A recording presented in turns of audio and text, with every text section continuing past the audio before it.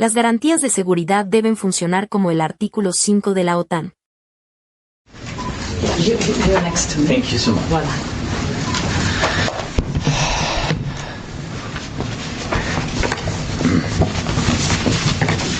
Good afternoon and welcome to the Commission's press room.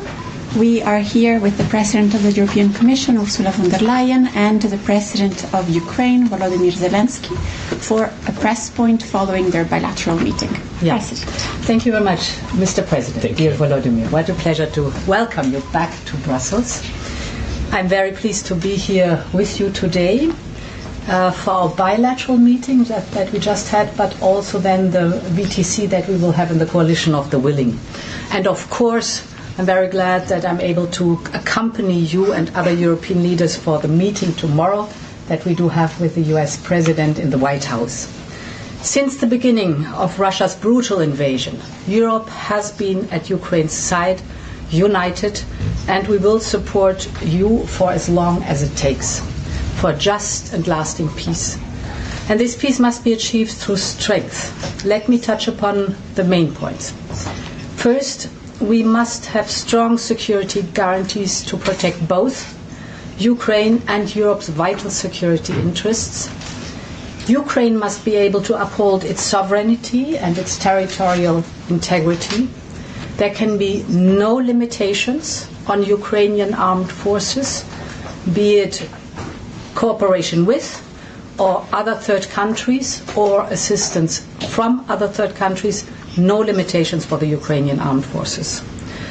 As I've often said, Ukraine must become a steel porcupine, undigestible for potential invaders. We welcome President Trump's willingness to contribute to Article 5-like security guarantees for Ukraine. And the Coalition of the Willing, including the European Union, is ready to do its share. We know that the work of defending Europe is first and foremost our responsibility. And we've been working hard to speed up and scale up as we increase Europe's defense capability. Through the SAFE instrument, we are ensuring that the defense needs of member states and Ukraine can be matched, and that Ukraine's industrial defense base is strengthened. I am thinking in particular of drones here. This is in our mutual interest, and I intend to travel to the frontline member states in the coming weeks. At the same time, we continue to support Ukraine's path to its membership in the European Union. This in itself is also a security guarantee.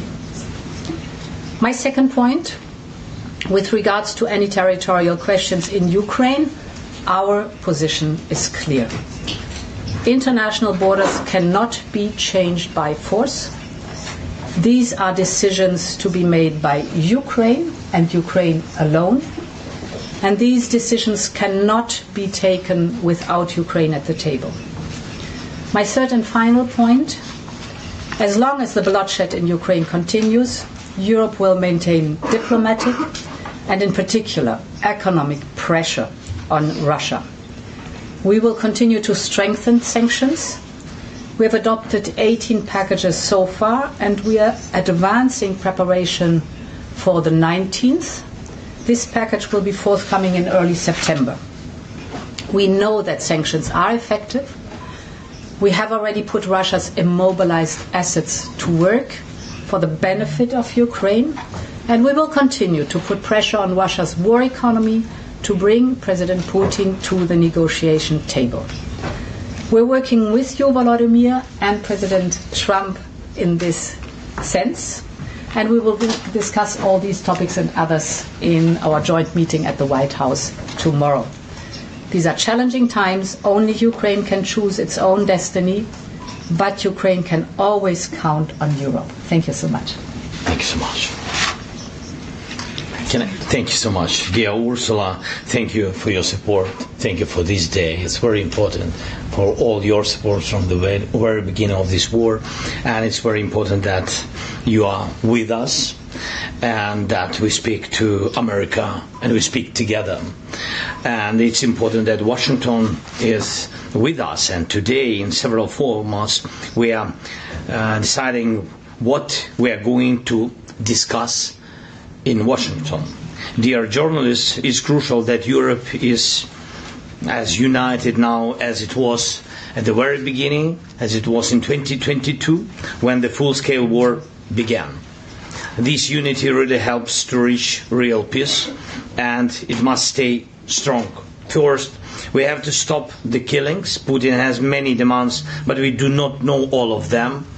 And if there are really as many as we heard, then it will take time to go through them all. It's impossible to do this under the pressure of weapons. So it's necessary to cease fire and work quickly on a final deal. We'll talk about it in Washington. Putin does not want to stop the killing, but he must do it.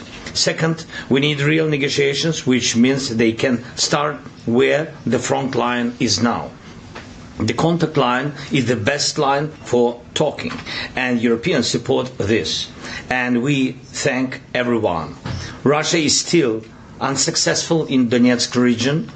Putin has been unable to take it for 12 years. And the constitution of Ukraine makes it impossible to give up territory or trade land.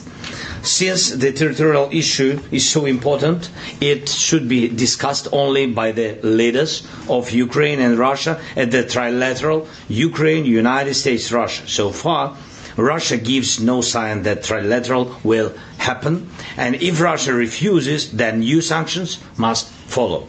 Third, it's important that America agrees to work with Europe to provide security guarantees for Ukraine, and we are very thankful to the United States and to the President for such signal, and therefore for everyone in Europe. This is a significant change, but there are no details how it will work, and what America's role will be, what Europe's role will be, what the EU can do.